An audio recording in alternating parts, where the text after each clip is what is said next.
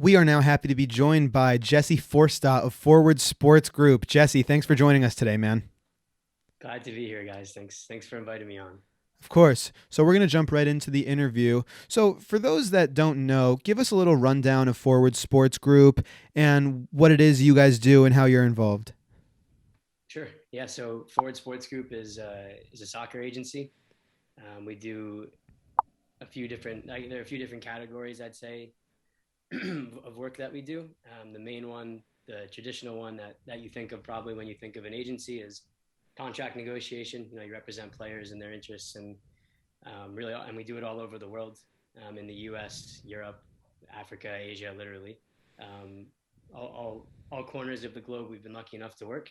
Another bank, or I guess like pot that we work in, I'd say, is um, a little more unconventional probably for an agency, but we work on what's called mergers and acquisitions, which is basically finding investment groups that want to invest in soccer teams and try and match them up with teams that we know that are looking for more investment. So it's a lot of really diverse stuff, pretty interesting. And my role is the head of North American operations, to put it simply. So um, we do have, like I said, an operation overseas.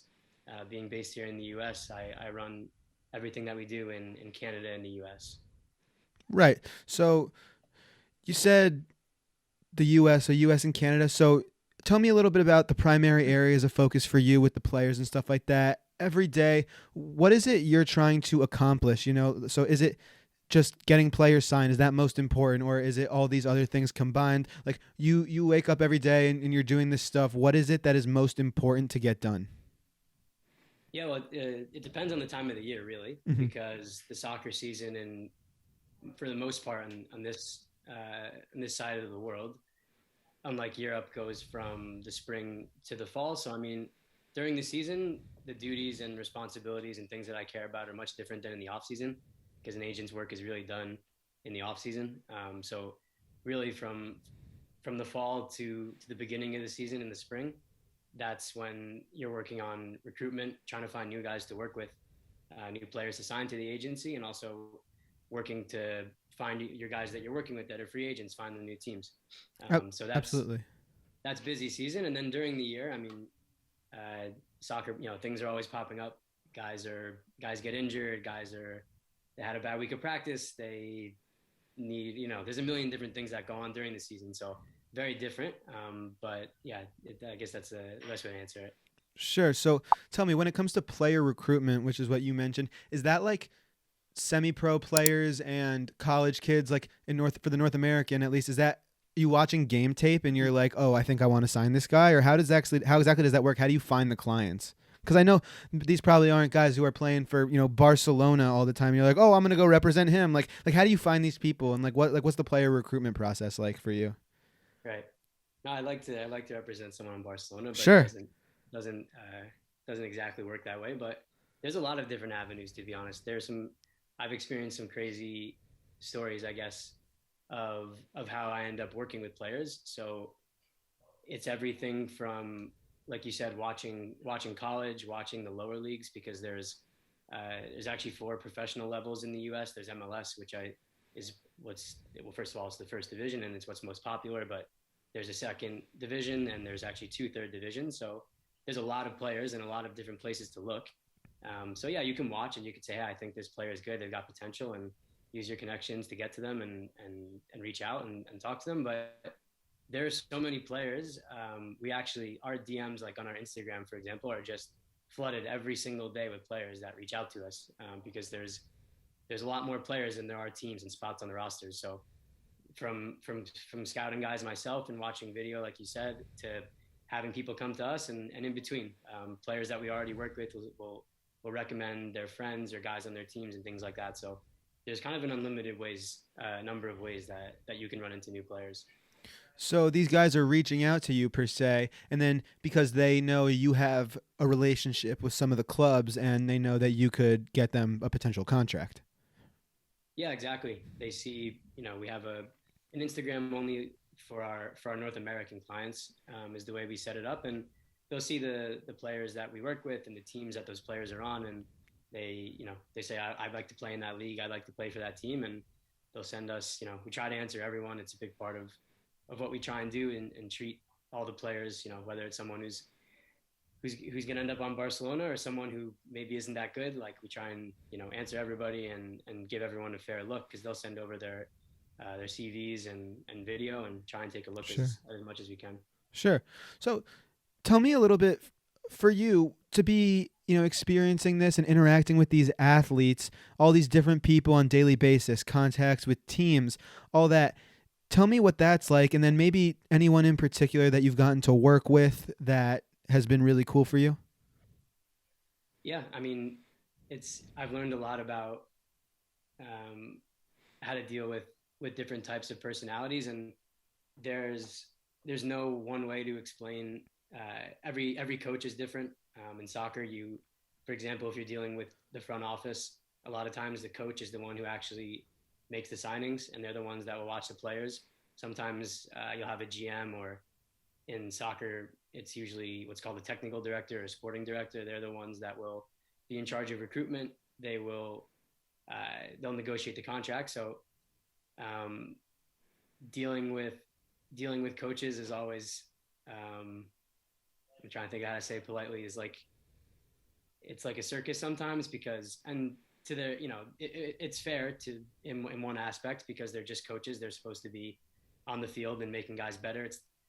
It's not, they're not like, a lot of them play professionally, so they're not trained at running a business, which a soccer club is. So yeah, talking to a lot of coaches and sporting directors sometimes is challenging, but also sometimes it's really fun. You get to talk to people that have played at the highest level, and that are really good people, and yeah, I've just been a lot of fun to work with. I mean, for some examples, I mean, it depends what you're looking for. If it's I've gotten a chance to build a good relationship with Landon Donovan, for example, who's, the MLS MVP trophy is named after him. He's probably, he's, I think, the all-time cap leader for the U.S. national team. I think, anyway. So people like him, he, with his pedigree, he actually runs a team in the second division, which might people maybe like the casual sports fan might not know. So he's an Right. example of someone that I've gotten to work with. I've spoken with a lot. There's actually a lot of examples of people like that who don't even work in MLS, even though they are some of the best former players of all time, like Tim Howard, who I've gotten to speak with a good amount, Right. who runs the team in the second division. And again, he's, I mean, probably maybe the most decorated American player abroad. I mean, he played for Everton for many years, played for Sure. Manchester United. So yeah, I mean, those are just a couple, but I mean, those are maybe the more popular names, but there are plenty of people that I've had the chance to get to know, that have been awesome to work with. No doubt. That has to be cool for you. Like, I'm sure growing up a big fan of not only soccer but American soccer, these guys that, kids idolize on TV, getting to, speak with them day to day, that has to be a cool experience.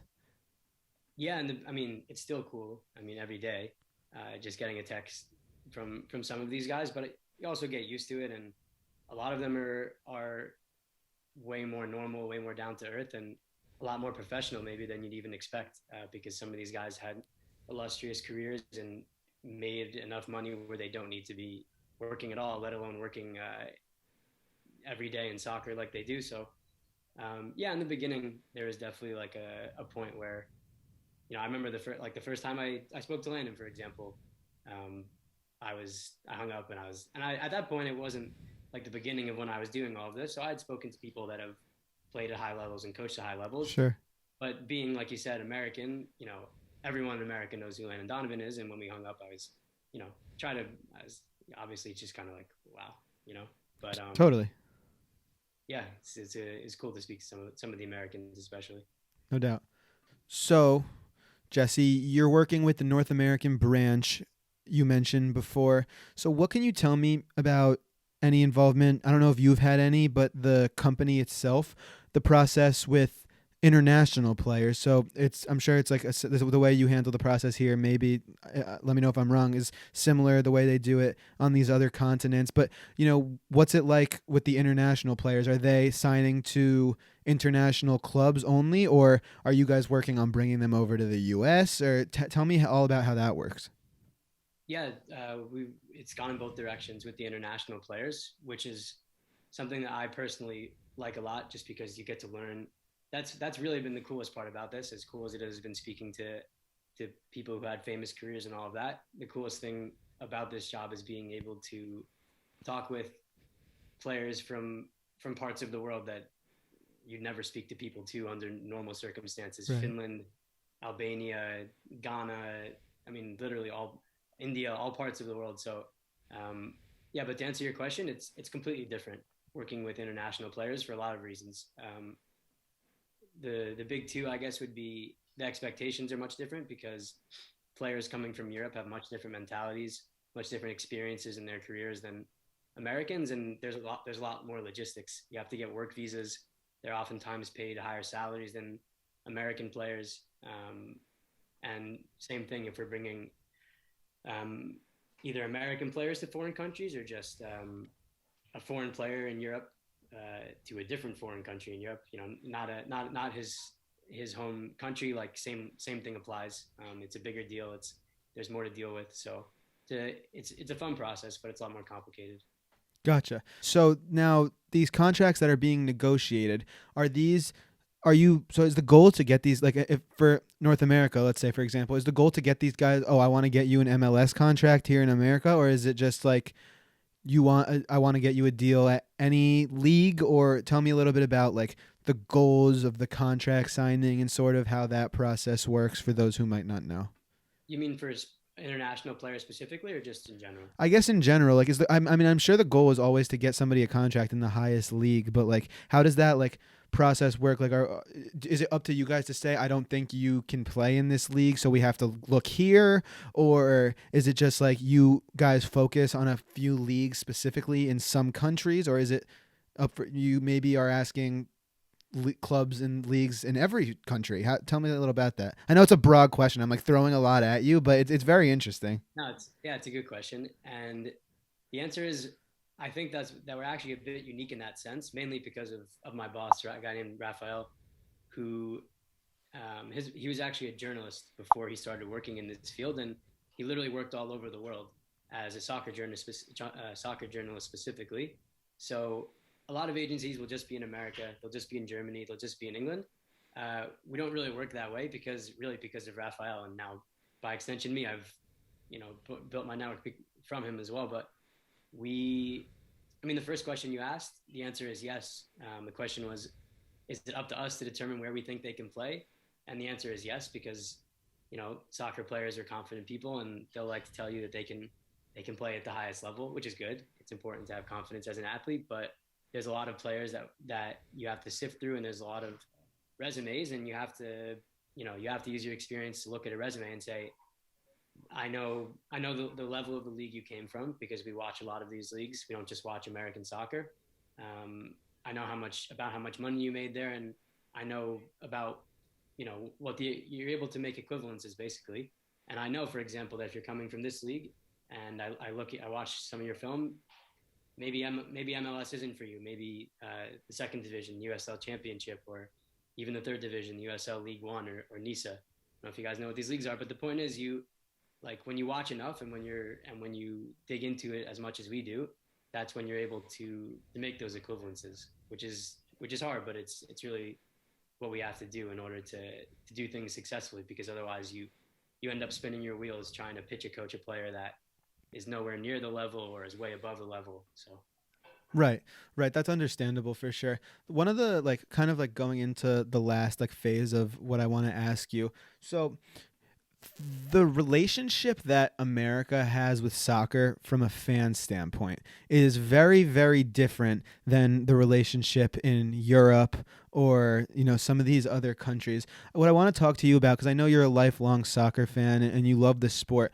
I want to talk to you about the reason why maybe soccer is the number one watch sport in the world, but in America it seems to not get enough appreciation. And the MLS obviously isn't the Premier League. That's just like a fact. And I want you to tell me why you think the game maybe hasn't grown. I guess maybe hasn't grown in the United States the way it has in England or the way it has in Germany or something like that. If that's a clear question. yeah, it definitely is. It's not a clear or quick or concise answer. But I know But your answer is good. But your answer is good. Any answer you have. I'm sure we're on a time limit here, so I could talk about it for 5 hours, and it's multifaceted. But the I would say it comes down to two things. One is culture, um, which is kind of really tied into the other one, which is the competition. Um, there's the NFL is, I think, probably the most popular league in the U.S. Right? American football isn't played anywhere else in the world. I think there's random leagues in Europe, but those obviously don't hold a candle to American football. The NBA is by far the biggest basketball league in the world. I know there's good leagues in Europe, in Spain, and Germany, China, but they don't, again, not even close to the NBA, MLB, Right. whatever. So you get the point. Like the USA is a big country, but in all these other countries, it's soccer. I mean, no, in Europe there are other popular sports, but in soccer, that's all there is. And the other part of it that I mentioned, which is the culture, you can, and again, this is what I've gotten to experience, which is what's so cool. You can go to a town of 10,000 people in Iceland, and everybody in the town is a fan of that club. The local hotel will put the players up. The local restaurant gives them free meals. Everybody in the town goes to the games. That's it. And that same exact culture of like my club, my city, that's the same thing. There's no difference. It's not really like that in the U.S., which is fine because the U.S., like American sports, are really commercialized, and so is European soccer. But I grew up a Cleveland Browns fan. I'm from New Jersey. I don't really know why. Like that in for some stupid reason. I don't know. But the point Right. that happens.